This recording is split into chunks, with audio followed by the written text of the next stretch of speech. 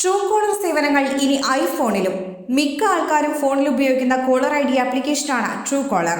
ആരാണ് വിളിക്കുന്നതെന്നറിയാൻ ഫോൺ എടുക്കാതെ തന്നെ ആ ആപ്പ് വഴി അറിയാൻ സാധിക്കും. എന്നാൽ ഇത് ആൻഡ്രോയിഡ് ഫോണുകളിലെ പോലെ ഐഫോണിൽ ഉപയോഗിക്കാൻ സാധിക്കില്ലായിരുന്നു.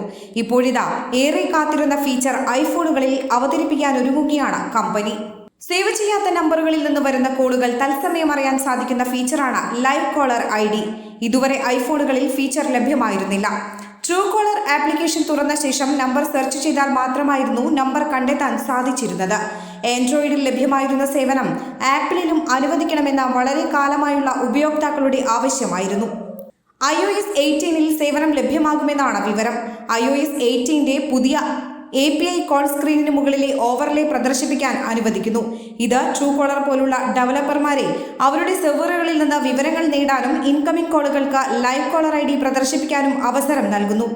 ട്രൂ കോളർ CEO അലൻ മാമേഡിയാണ് ഇക്കാര്യം അടുത്തിടെ ഒരു എക്സ് പോസ്റ്റിലൂടെ ഉപഭോക്താക്കളെ അറിയിച്ചത്.